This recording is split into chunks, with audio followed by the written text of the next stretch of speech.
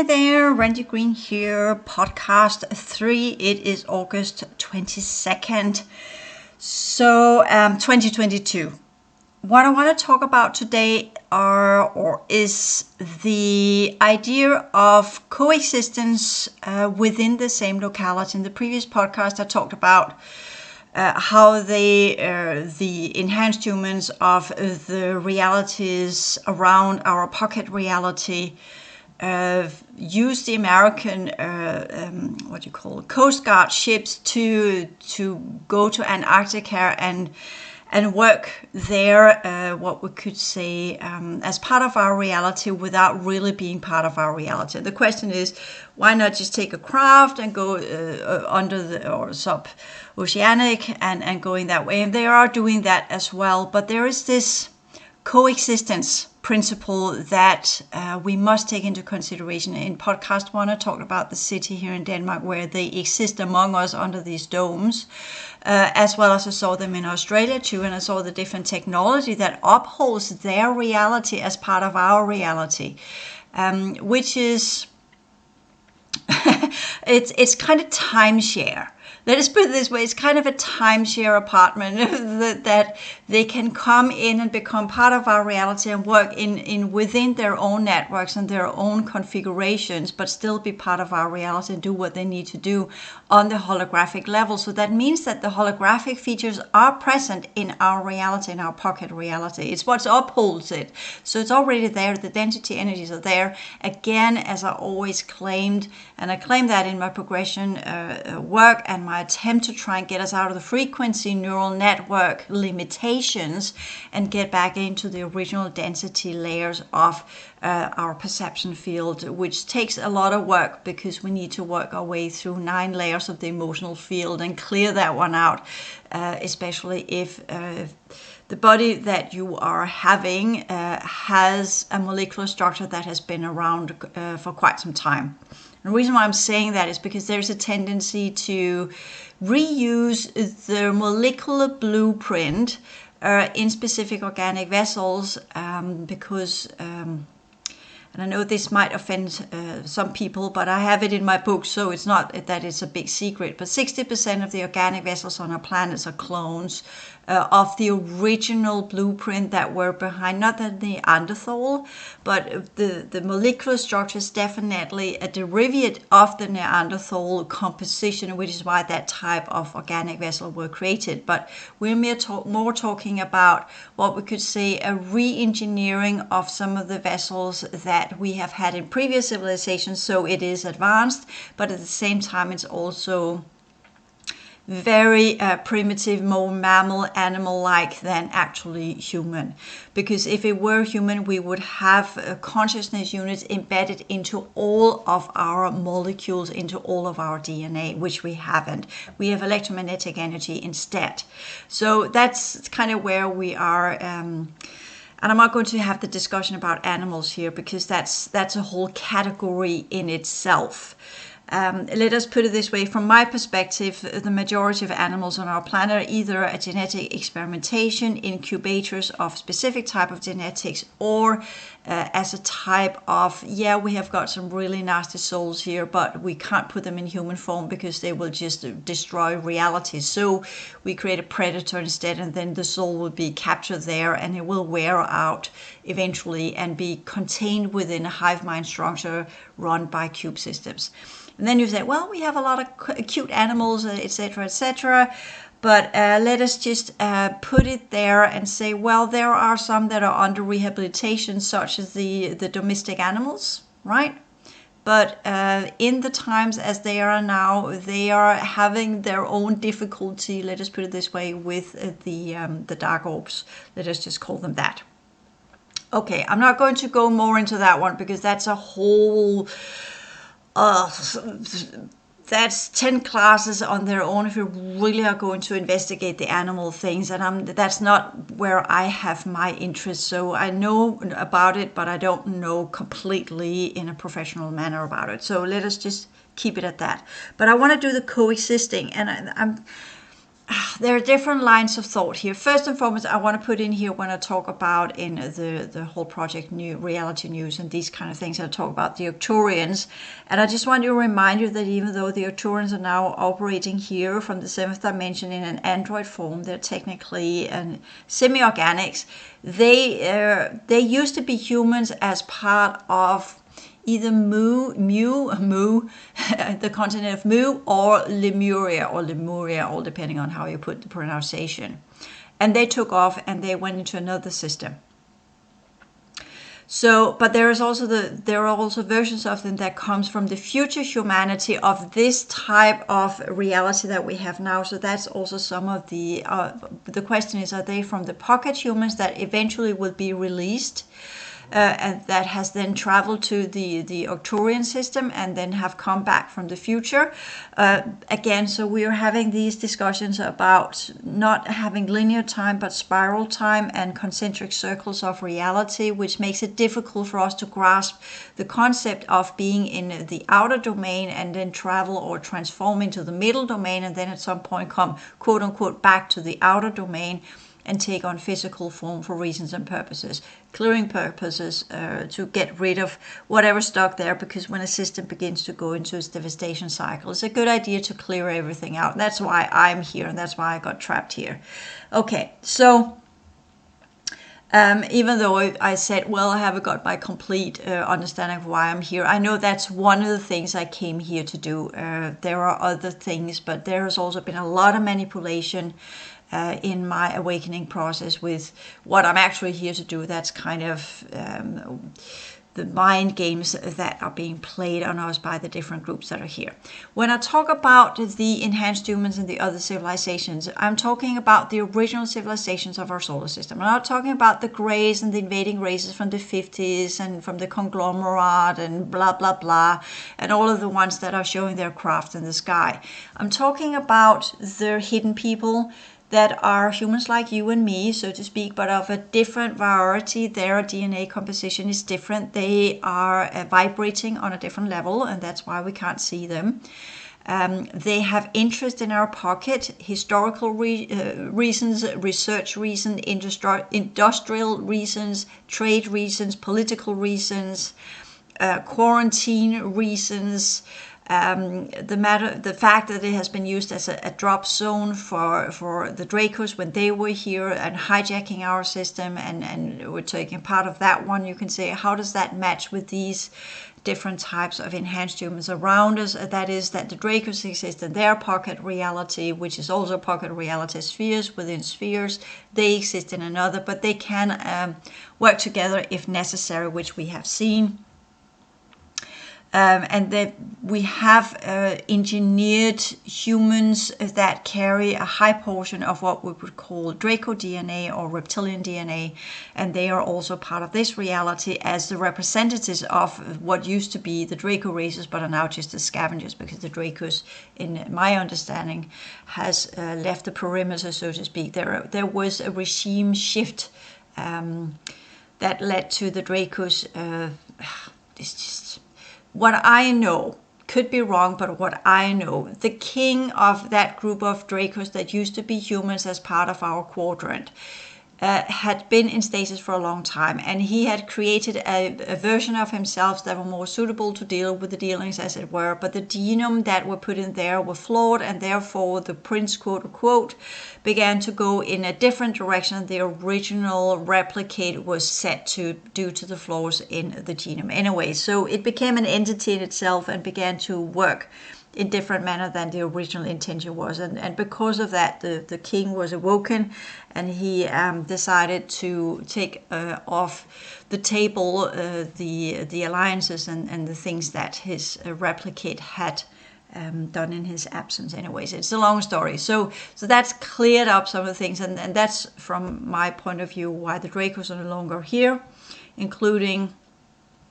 that some of these very ancient beings, when they go into stasis and have a replicate instead, then all depending on how long these replicates are functioning, they have a tendency to break down. So they have to wake up at some point and look at the replicate and say, yeah, you're not working as you're supposed to. And then things have to be cleared out, and the mess has to be cleared up. Anyways, that's just another random piece of information that for many of you doesn't matter much.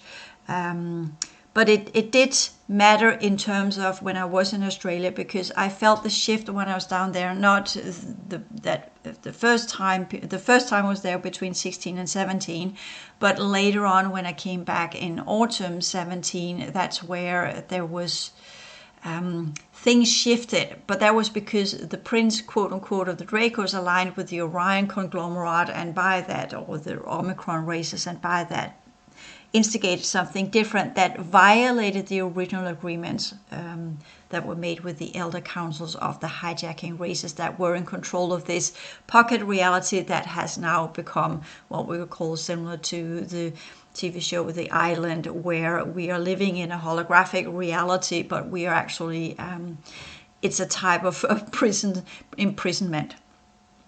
But that's not where I wanted to go. Again, random information. It's kind of, give me one word of something and something else pops up. So regarding the Arcturians, used to be human civilizations. Dracos used to be humans, regressed into what they are today. Different reasons and purposes, not going to go down that alley.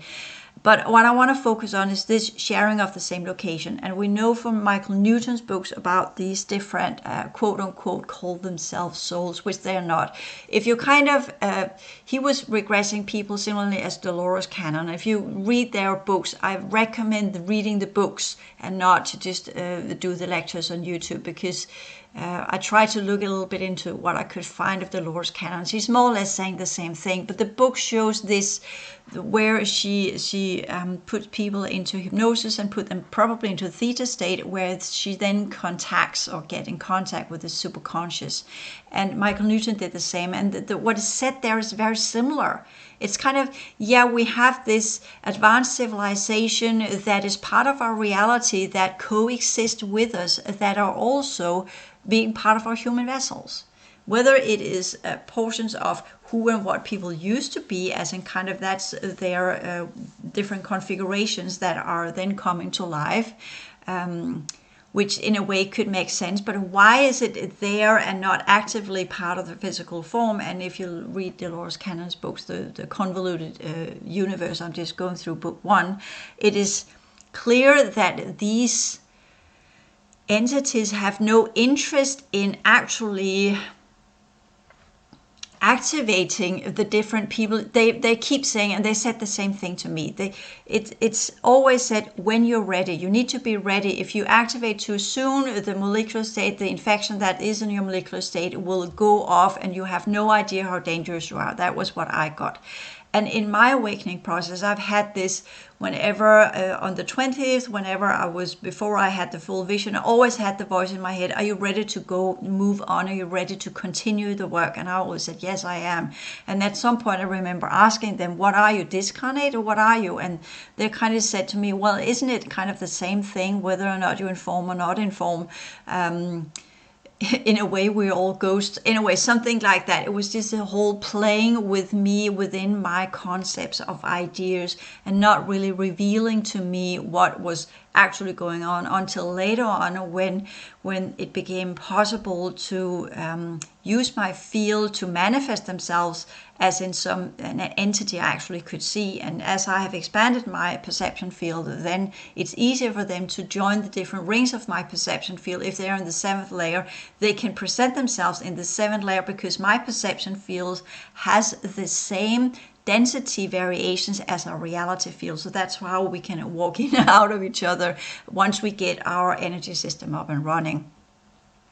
So there is both the coexisting, where we can take part of a physical form, so to speak. They can, if they like, put in a symbol, then they can manifest themselves inside our field, which I feel, and I get enormously tired when they do so. And I don't appreciate it, because it's a misuse of my energy. So that's a kind of coexisting, especially the ones that are what we call orb-like and don't have a form inside this reality. So they can do that. Anyways, there are many different ways of how they can communicate with us telepathically, here I want to focus on the organics and not the unorganics, but the organics that are existing in the adjacent realities, why they coexist with us, why they are here operating inside this reality. And the first time I was in Australia, there was this, there's always greys involved in this somehow, because the greys are being the little servants of all of these different races, because they can cross between the different dimensional settings. They can operate inside this reality, but also in the fourth dimension. They have this cross reality in the artificial fourth dimension, where they can operate at the bidding of the different groups, so they don't have to be in direct contact with us. So that's, in my perspective, why these little greys are doing what they are doing.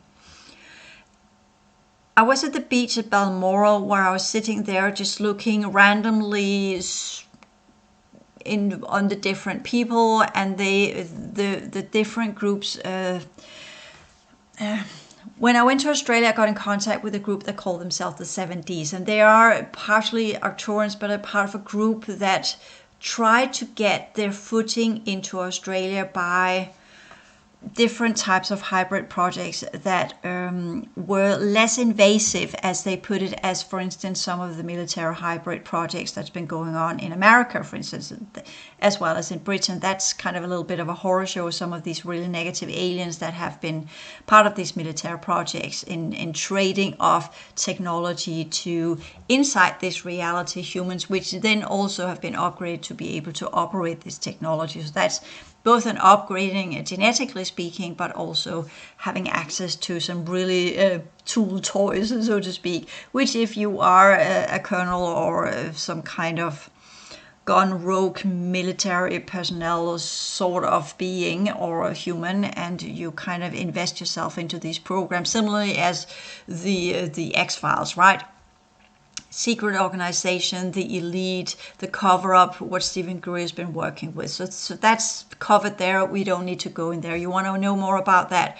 Richard Dolan, Stephen Greer, the first bunch of the UFO researchers, they have looked into that one. The next wave looked into the abductions, looked into the grays from the different android worlds that came in and have been using our vessels to create a new organic form. So that's the second wave. So we are now in the third wave, where we're beginning to say, okay, we have also on our planet actually advanced humans. Our reality is not what we think it is. So now it's time to look into the dynamics of our reality, of the locality that we actually exist in, and not just focusing on what we could say the extraterrestrials as something out there, and look in and say, okay, who are we? What is this? Or what is this world we actually a part of? And how do we operate as human change makers to become part of these realities? And what are at stake to prevent us from getting access to these realities? And how do we operate in a manner so that we can develop ourselves as a first step out of the pocket? Because that's where I'm going with this one, having these discussions so we kind of get a mindset where we focus on where we want to go, because intent has a very large role in our way our mind work. If we put our mind onto something, you know what I'm saying here, when you focus on something, we give it energy, it's easier for your energy system to begin to pull in what it needs of information or code streams to align with your intent. Not as in a course of miracle for greed and materialistic gains and whatever. We're talking consciousness development potentials here. So that's something completely different. But intent has a huge role in this one once you have activated your transformative energy system.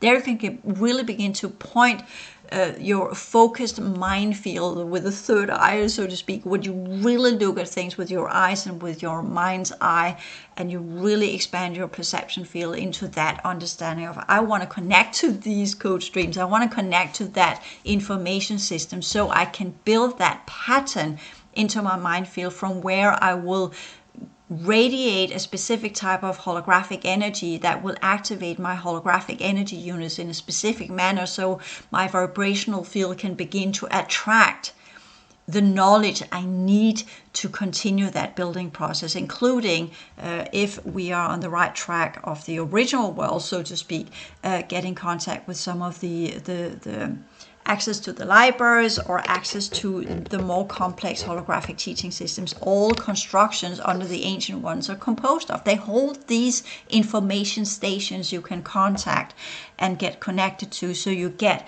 what you need of information. Similarly, as a computer or the internet, just advanced crystal technology, if you want to put it that way. Okay, so Balmoral Beach, sitting there looking, and then I got this information telepathically. They were showing me the different genetic compositions of their human experimentation to try and create a new type of race that would align with the 70s. It's all about these groups that comes from other realities where they have messed up their own worlds. They want to become part of our world. And the pocket is where our pocket reality, the quarantine zone, is where they get allowance to do that, because it's fucked up anyway. So that's part of the screwed upness of what's going on here. They get allowance to get in here because it's so fucked up here and we have no clue. We're like guinea pigs, right? Like we are doing with we have humans inside this reality that are cloning animals and doing all sorts of stupid stuff. Scientists that are doing genetic experimentation that nobody knows of, but of course they have developed CRISPR into a completely, they probably already have little offlings going on, children that have been born already now completely genetically modified. We're just talking this human population, humans like you and me inside this reality, normal humans that have what we could say are descendants of some of the lineages of Atlantis, repeating their experiments as portions of their soul did back then, which were the mistake of reseeding them. It should just have been closed down and literally. But anyways, eternal soul potentials or consciousness units cannot be destroyed, unfortunately. So they repeat themselves. They keep playing out their content until they have no viability rate. So that can take many cycles, unfortunately. Okay, so I will show this.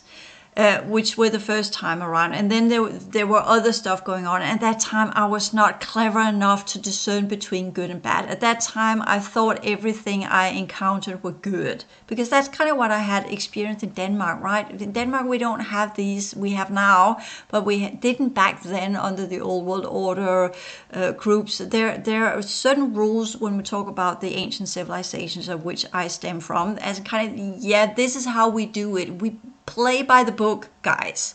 There are limitations to how far we push it, but with the 1952 incoming races, they don't give shit. The scavengers under the reptilian races don't give shit.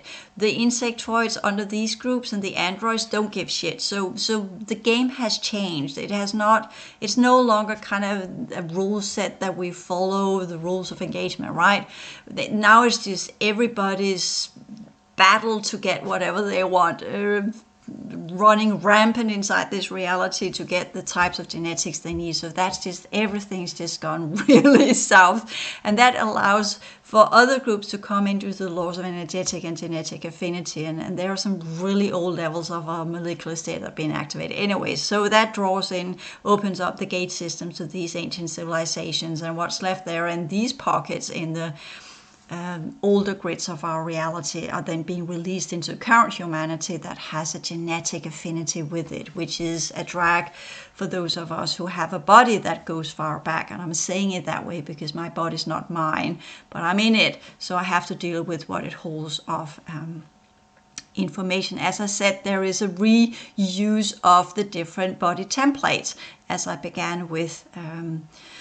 So they are trying to re-engineer this so they can replicate it out of what is stored or connected to the old racial grid. So that's part of some of the things that they are doing here, what I was shown. So that's one thing. And then there are the science labs that are in the adjacent realities with humans like you and me in white lab coats, and similarly as if you go into a lab or laboratory that are having what you call guinea pigs or test animals, right?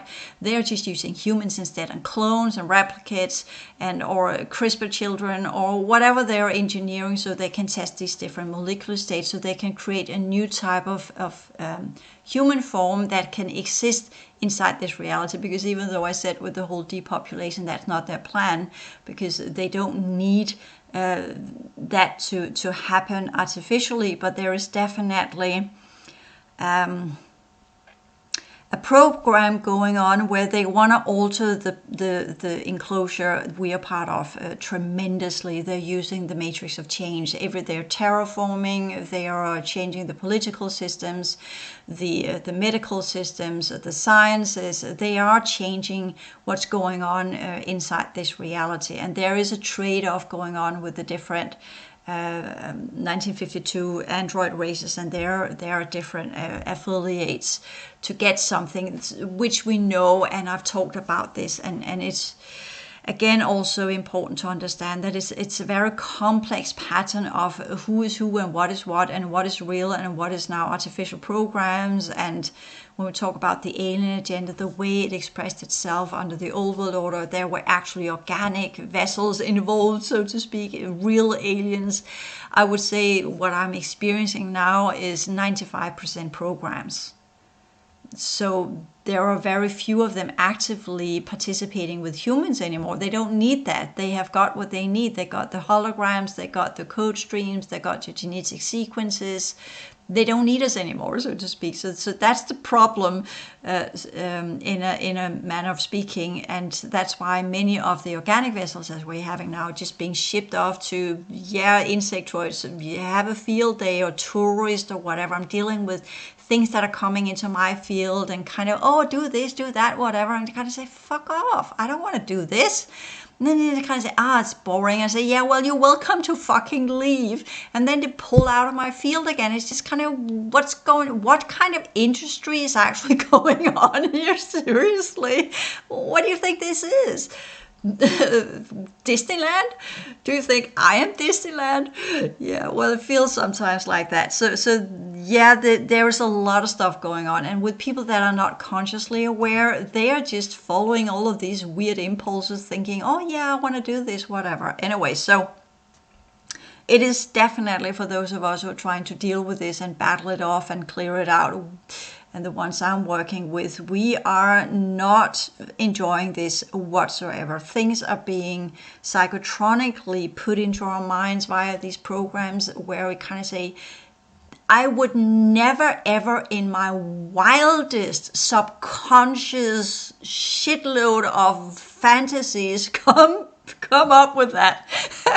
Which is, where did that come from? Seriously, there is some serious shit going on. Anyways, okay, I'm laughing about it. It's actually not that funny when you first begin to deal with these things, but I've been doing this work for 7 years now, so I have been dehumanized in that manner. I'm not, at some point you like soldiers at war that have the ability to deal with the traumas and are not succumbing to the trauma, or people that are working in really severe levels of our reality, because we know there are professional people around our planet as part of this human population that are dealing with stuff that most people would succumb under, but they have this special psyche where they deal with it in a humorous way to cope with it without it being suppression or anything, because we have just getting so used to what we're doing, understanding what it is, and then we do what we need to do, and we respond to it in a way that keeps our personality matrix intact,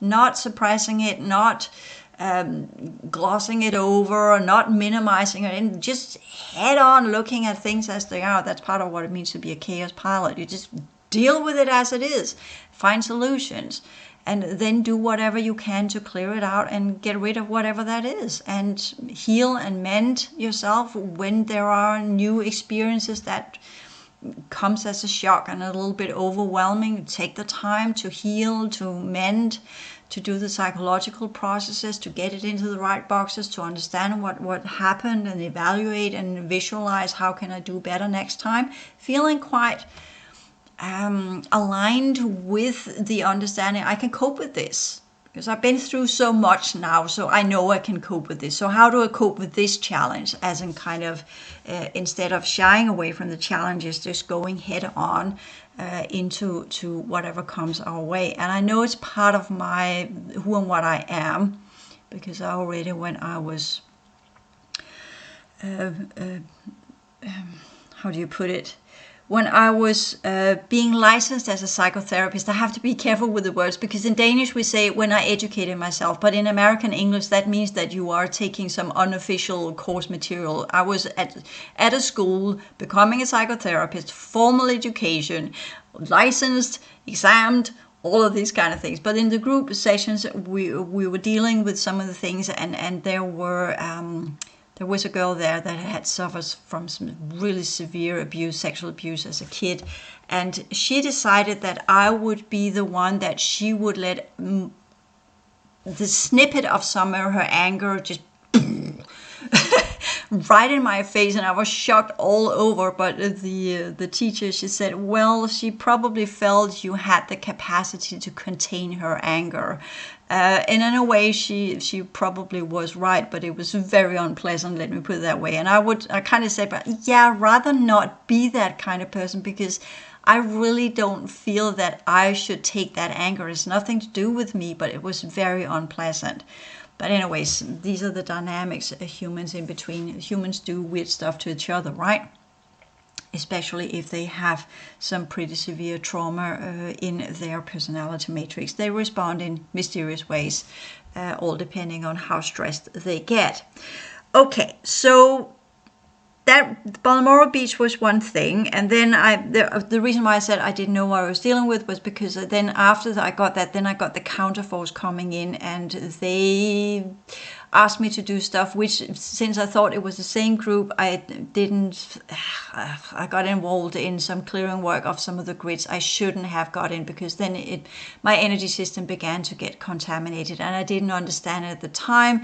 So these are some of the stupidities that we are doing when we're learning to deal with this weird otherworldly reality settings that we are also part of inside this reality, as we awaken and become acquainted with the world as it actually is, and with the different types of realities that are connected to this pocket that we are, or quarantine zone that we are located into.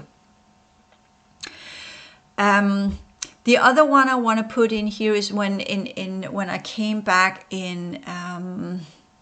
That must have been in March 2017. I came home in January 2017, stayed home for a couple of months, and then went back into Australia in spring 2017 and lived with another person, which became a dear friend of mine. And she and I went to I've talked about this experience before, because that's where I was not the only one experiencing it. She experienced it with me, which were very, very interesting. We went into Woolies, and as that's what's called, right? A type of supermarket, Walmart, Australian version of it. Forgot the name, doesn't matter.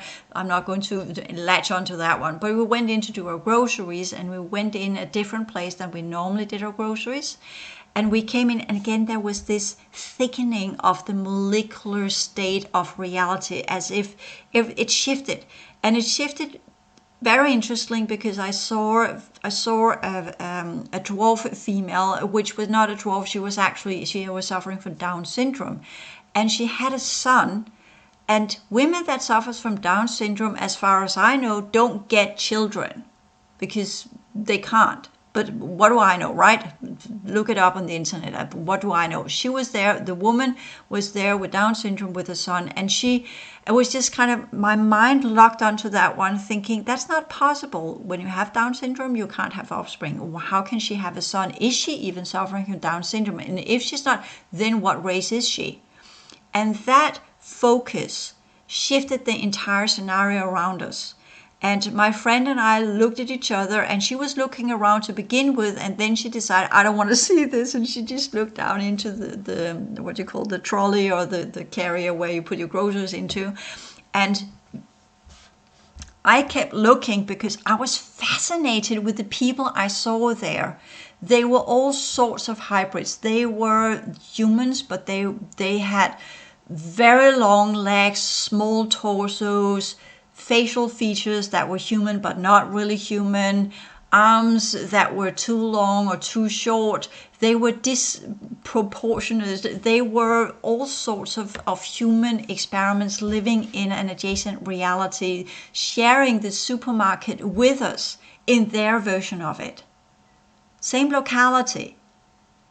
And they looked at us as in kind of, what are you doing here? And we looked at them, what are you doing here? As a, that kind of, and the whole quote unquote spell was broken with John Lennon, you know that song, I forgot what it is. You see, my mind is somewhere else, so I forget. When I go there, this is the interesting thing. When I go there, my mind operates outside the neural network. And that means the frequency information that belongs to the base program, this reality, I forget that. I forget what it's called. I have to go down in my neural network and then fetch that information. And I don't want to go there right now because I want to be in that memory of what I saw there and what I interpret there. So therefore, John Lennon or whatever, you know, the Imagination or whatever it's called, the most important song he ever made, that one snapped us out of it and we were back in our own reality. But there was this thickening of air, which I've experienced many times in Australia.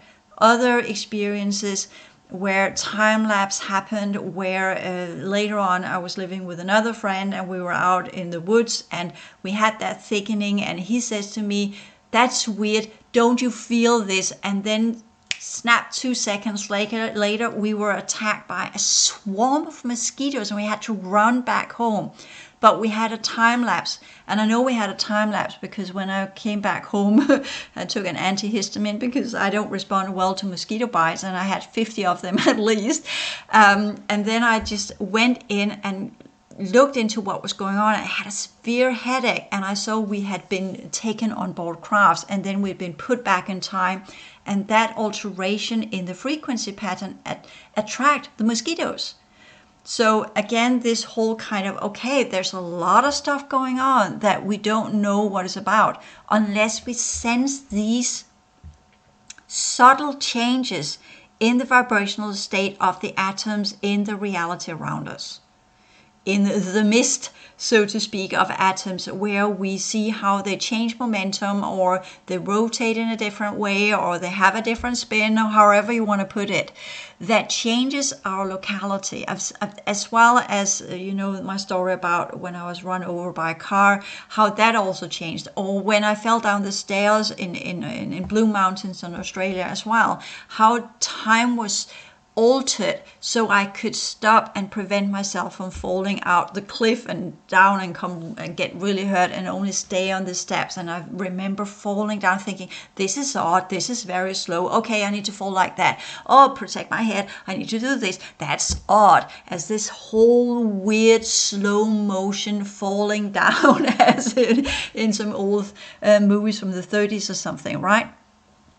So really weird experiences that shows me again and again, not as much anymore because we're now in the event program, but when we shifted from the old world order into the event program, there was all of these attempts to, I don't know if it was connected to the 70s of Australia. This is always how I interpret it, but I already had it beforehand, remember, of the platinum blonde woman in the SUV.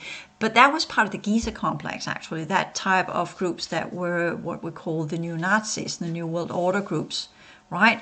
So anyway, so it's just this coexisting that is happening is not in our interest, let me just put it this way. And the experimentations that are going on are not in our interest either. And yes, there are benevolent beings out there. There are definitely, when we talk in the outer, some of the rings of our perception field that are not what we call hostile, there are definitely also part of these outer realities, the otherworldly setups, where there are remnants of the original civilizations that are not malevolent in that understanding these science labs. When you go in there, you see the people that are working there. Are they malevolent? No, they are not. They are working around reptilians. Some of them are real reptilians. Some of them are re-engineered humans, as those of you go far back with me in 2016 when I made that video on YouTube, Reptilian on My Table, which I took down because it's kind of, I don't know, I got hit by it and people were offended by it. They were not ready for that level of information yet. But how I was shown, again in the fourth dimension, I got a reptilian on my table, and I was trying I was working as a healer at the time, and he was dead. I was kind of, what am I to do with this? And it was just lying there on my table. I couldn't have clients lying on top of that fourth dimensional reptilian, right? So I was just figuring out what to do with this, and I didn't know what to do with it because it was a lesson. I needed to learn something. And it was not until, okay, I treated that body as if it were a client, and then I began healing on it. That didn't help because he was dead, but it was a replicate. But when I came to the head, and I put my hands on there, then was like it opened up a piece of technology, and then the reptilian shape shifted into human. And then I kind of, okay, that makes sense. And then it was dispersed. Then it ceased to exist. And I still remember that technology, and I understood this is how they can take humans and make them look like reptilians if necessary. It's a holographic overlay that's built into the mind field. Because if that happens, if that's focused, they can, via mind control and that technology, shapeshift their molecular state from human into reptilian, which comes in handy when they are operating reptilian crafts. Goes without saying, right? And I also saw some of the in Sydney Bay, where you have Sydney Harbour, where you also have the military ships. There are military ships that have crafts in the fourth dimension on them. There are soldiers that are clones inside this reality that are not real beings, but they're positioned here as soldiers inside this reality. Their true version is in the adjacent realities. What is here is a clone. There is so much going on here. It's not just Australia, and all over the place. In different variations, all depending on what country you are living in and what type of original civilization that was built there, and the racial grids. And here in Denmark, we have a strong connection to some old Pleiadian grids, interestingly enough. Australia has that as well. That's the Maya Pleiadians, M-A-I-A. That's the star in the Maya constellation. But that's the Seven Sisters network, and that's the Fallen network. And that's not the original Pleiadian system. That's the one that were taken over by the Reptilians and the Orions, and they created the new Nordic race, as you know of. And that's the one that's in Australia. So, and I call them Maya Pleiadians. The rest of you call them Nordics, but that's because I'm looking at the point of origin. And then the Nordics have reptilian genetics in them. They also have Orion genetics in them. They have Pleiadian genetics. They are a hybrid race. In my opinion, others will see it differently. And they are like that. They're here also. And it's just, there's so much things that have been shown to me. And the question is, okay, what do I do with that information? At the time, it was as an invitation to become part of their project, right? I needed to know the sciences if they were to use me as a sort of quote unquote ambassador or a bridge into this reality, right? It's all about bridging into this reality. So how do we learn to bridge out of it? That's the challenge for us. How do we learn to bridge out of it? Not using all of this information, because all of this information I got here and what I'm sharing with you are part of projects that have been shut down. The 70s, they lost the battle to the Orions in the 2018 wars that took part in Australia, that shifted Australia from what they used to be into being more alignment with the Chinese, and that these groups of Orions that are operating in China and are in control of China. So Australia has now been aligned more with China than actually the West. But they have chosen to do so because America is also shifting from what they were at the time in 2017. That changed. So everything has changed from 2017 until now. And what I saw then is now historical. It's not what's going on now. Now something else is going on. but there are still groups down there that were when I was there, but they are no longer free to do what they want to do, so to speak. What I got when I got there in 17, and how Australia was when I left in 2000, late 2018, in the beginning of 2019, was a completely different scenario. It was completely different.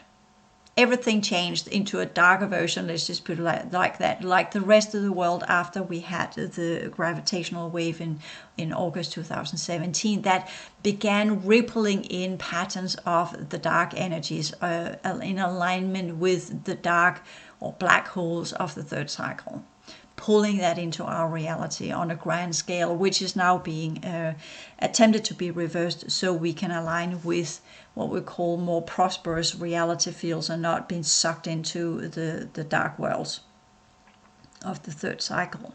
That's another discussion that I don't want to put here. But what I want to put here is to say, okay, we are now looking into perhaps the worst cases of darkening is over, other than what we will deal with. If everybody learned to deal with the dark orbs, for instance, that are floating around in nighttime, and the night crawlers and the underworld stuff, and that's the old racial grids and whatever's on a molecular level that keeps us stuck in here, and do the progression work as we're supposed to, we have two options. Either we realign so much with the original worlds that once we shed off this physical form, we'll drawn out through the network, which is networks that connects the different realities, and which are part of the original restoration program before the hijacking, and that's the progression work I share.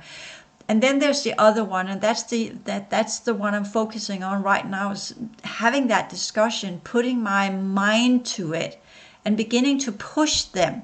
As in kind of, they say, yeah, you're not allowed to go here, but I know they're humans like you and me. They're from the same original civilizations that used to be here. The rise and fall of civilization is not a new thing. And our current civilization, even though it's inside the pocket or whatever's going on, the rise and fall of civilizations inside the pocket, as it was completely enclosed during the hijacking 12,500 years ago, it wasn't always like that. And the other worlds are here still, but we're being prevented from accessing it. That's what people call the veil is falling down.